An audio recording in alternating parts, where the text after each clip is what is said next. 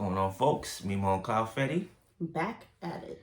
with another dope episode, as promised. Can you tell the public what tonight's topic is? I forgot the topic, so you told me.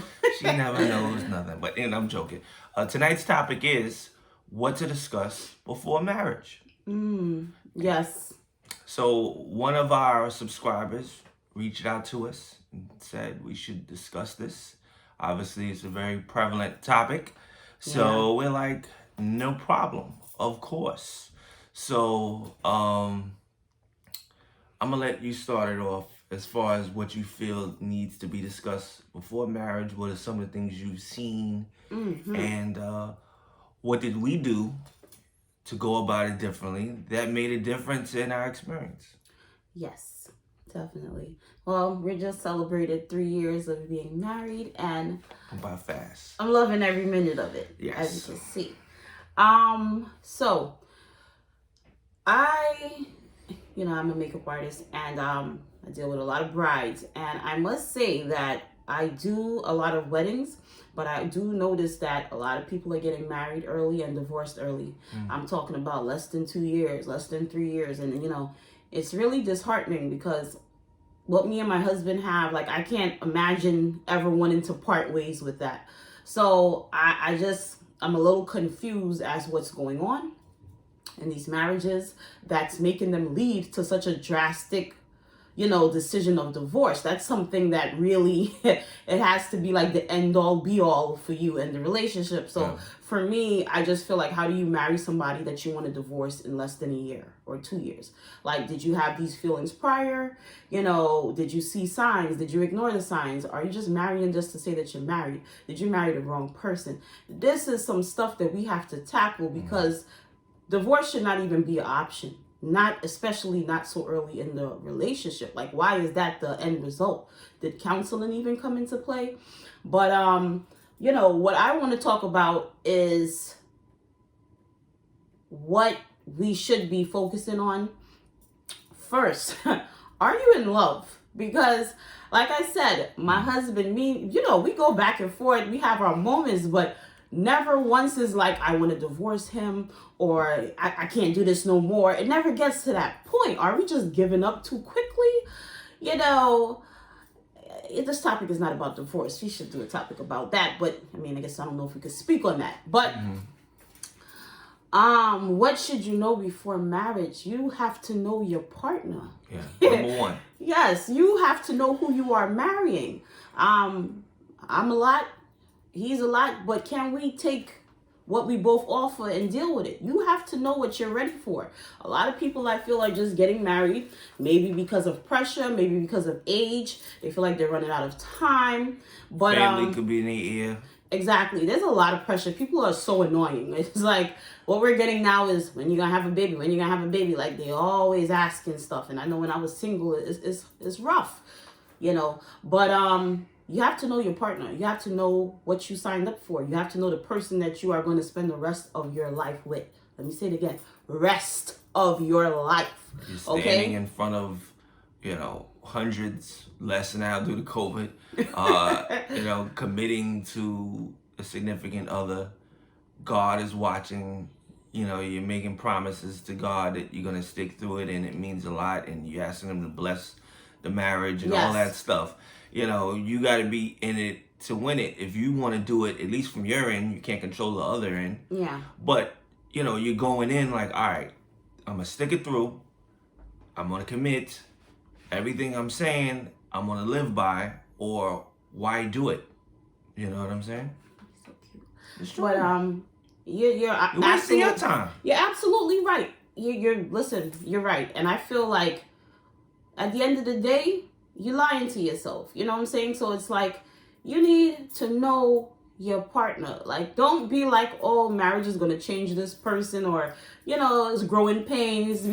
No, you have to know. If there's things about, this is what I will say. There's things about your partner that you notice during dating, engagement, whatever, that you don't like. Don't think that marriage is going to change that, okay? You have to know the person that you're going to lay down with, and know them well, and know that that's what you can handle, right? I also feel the second point that you need to is how long have you been together? How long have you guys been invested in it? I personally feel me and my husband, we have strong faith, but I also feel this may be against the Bible's rules. You need to live with your partner prior to marriage. This is just not something that you jump up in.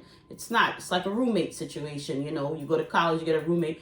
You don't know if you're going to like that person every day. You don't know if this is the person you can wake up with. You don't know if this person is clean. You don't know if this person can cook. You just know the representative when you're dating them. So marriage is not for the weak. Like, marriage is not for somebody who is like, oh, I'm cool on the weekends, but Monday through Friday, please don't talk to me. You need to be able to face that person every day. I feel like living together before you get married is the test run to see if we're worth taking this for the long run, you know? So I'm an advocate for people living with each other prior to marriage. You need to test the waters. Yeah, and again, I've mentioned on other videos, my attitude was correct as far as the approach from moving in to marrying. I said this to myself: if I was going to move in with her, this would determine if I can marry her and be comfortable around her.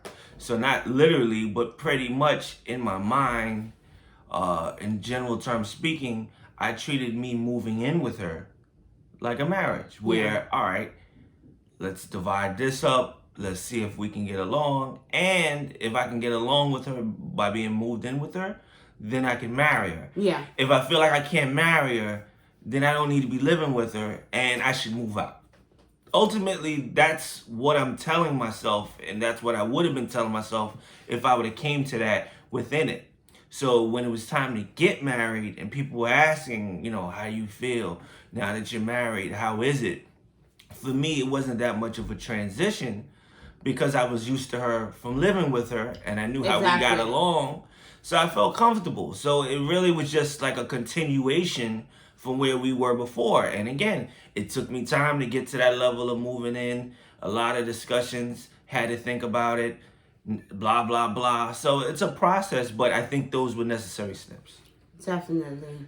Other things to discuss: finances. Yeah. Finances has to be talked about. Listen, you're gonna be splitting bills. If you have children, you want a certain home. You know, we're in a home buying process right now. You got to put everything on the table. Like, this is how much debt I have. This is my credit score. Finances. A lot of people break up for finances. And it's not like, to me, like people put it, it's a very big deal. But it's not like a scary, like, oh my God, you know, what am I signing up for? Do I really want to do this? No. You're just going over what you have. Like, hey, I got student loans. Hey, I didn't pay off this card. I got to pay off this card. And these are normal things. My point is, I don't think people should be ashamed of it. I don't think people should hide certain things. Just come out with it. Yeah. If the person can't accept it, then again, that's a sign they're not for you.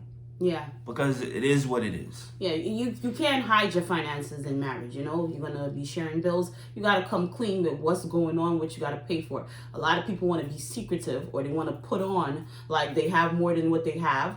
And, you know, it causes a rift within the relationship. So all of those things will be eliminated if you live with the person prior. You ain't got to worry about all that stuff because you're going to be starting that process before you get married. So this is why all of these things are important. What else? Finances, communication. We discussed that. Right. No, not really, but communication. / compromise. That's a good you one. know, I feel like that's how marriage feels. You're compromising. You're not giving all of yourself, but you're giving part of yourself. And again, you got to be willing to do that 100%. Yeah. But a lot of people too view it as like L's because you're compromising. Compromising is not an L. Compromise mean that you're agreeing to something you may not necessarily want to do or feel it's important, but they're also doing that too. Yeah. So it's give and take. So it's not, you can't be thinking that you're losing in this battle and why am I doing this and I regret doing this. It's part of the process. Now, if you see the other person not reciprocating that, then that's when a discussion needs to be had. But compromising, you're not a sucker for doing that. You're not a punk.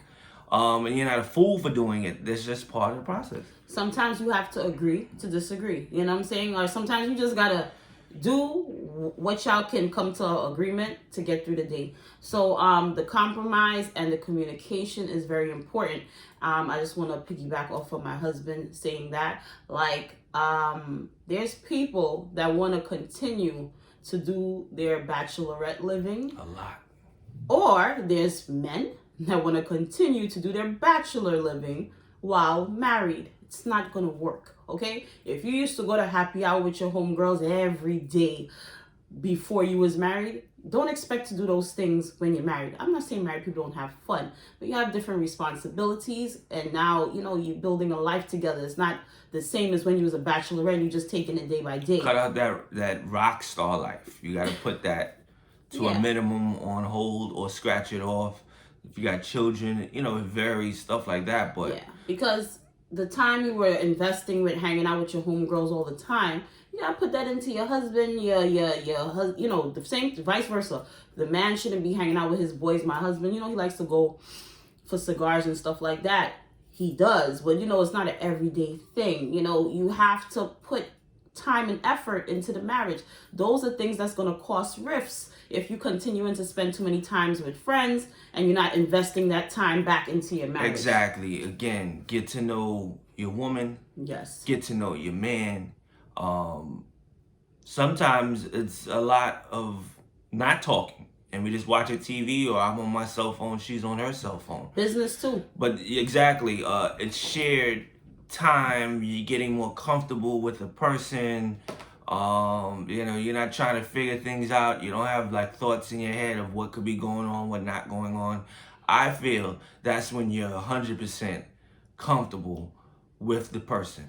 And also a thing that's very important that you need to know with marriage, keep your problems within your marriage. Now, this is not something you go outside seeking advice from friends or even other married people. You need to be able to come to your husband, or your husband, you know, go to your wife and communicate what's the issue. That's the communication is big, because what happens sometimes is I feel like somebody's unhappy or they're not content and they're taking it to their family, or don't know how to express it. Yeah, they're taking it to their outside people, and these people, they don't have the feelings you have for your wife or your husband, so they're giving you a biased opinion based on their love for you, and you know, they're guiding you based on that. But you need to deal with your husband or your wife. Say, hey man, I don't like that you did this, or I don't like that you're not helping me with this. Bring it to your partner first. Don't take it outside. Once you bring that outside influence in your marriage, it's going to cause more of a rift. So it's a lot of discussions that we've had where it was, at least for me, as far as the flow and stuff like that, where I was like, wow, I didn't know where you were coming from. I didn't know you felt that way. Yeah. That's not what I meant. If I meant that, then, yeah, you know, I'll take it. But honestly, when I did XYZ, I was coming from this place, not that place. You're trying to make it out to me like I'm, you know, a bad guy. That's not the case. Mm-hmm. If I knew you felt that way, I apologize. That's not what I was trying to do. And you got me all wrong. Communication. And yeah, that was the communication part, where it's like, on a lot of things, we have each other wrong. She thought I meant this, or what I was trying to do deliberately. I'm thinking something entirely different, and you know, we just have to move on from that and learn from that. And I think that's what marriage is about too, learning from the mistakes and disagreements or conflicts and moving forward, and then applying something else. We have a lot of healthy conversations as far as like afterthought, at least for me, reflections, what I learned, how I look at things differently, what I observed, and then again applying that. I think that's important. That's what makes, one of the reasons why our relationship is healthy. Yeah, definitely. You made some amazing and great points. What other stuff that you? Well, I mean, I think those are the basics. If there's anything else, we can always add, and let us varies know case if by you want case. us to do a part 2 video on this. But there's things that is gonna come up. And also, last thing is, you just have to keep an open mind. Yes. Don't go into this with preconceived notions of what marriage is supposed to be like. Everybody's marriage is different. You know what I'm saying? And every Excuse me. Jesus. Sorry. Hey, every day is different. You know what I'm saying? So it's like, don't be like Henry and Joanne's marriage is X, Y, and Z, and ours looks bad. Don't compare. Don't compare. It's your own relationship. It's your story to write, and it's not going to be tailor-made like everybody else's. You know, have an open mind that not all years are going to be good, not all days are going to be good, but together, the communication there and the love is there, you're going to push through. But And don't prolong things either. Discuss them before it piles up and turns into something else. Oh, we can fix it later. No, address it now while it's early and it's still young and it's still immature, where it's treatable, versus letting it spiral out of control and then you just black out on somebody, they don't know what happened, and it goes south. So I think discuss those issues, concerns that you have, because chances are, ladies, if you're annoying, you're annoying. So bring up the issue now versus waiting till later, because us true. guys are gonna be more pissed off because you could have told us then and laid it out. Yeah, but I definitely think it's something where you gotta hold each other accountable, and you can't have a complex. You can't be one of those people where it's like, I'm allowed to tell you off, but you can't tell me about myself. Both people got to get read. You know what I'm saying? He puts me in my place when he feels like he doesn't like something, and I give it right back to him, and I feel like I don't like something, but that's marriage. So if you're one of them people that's going to be sensitive to everything that your partner is trying to tell Feel you never do wrong. Exactly. Or even, I mentioned before, like, with like my finances and stuff like that, how my husband was like, I can't help you unless you tell me.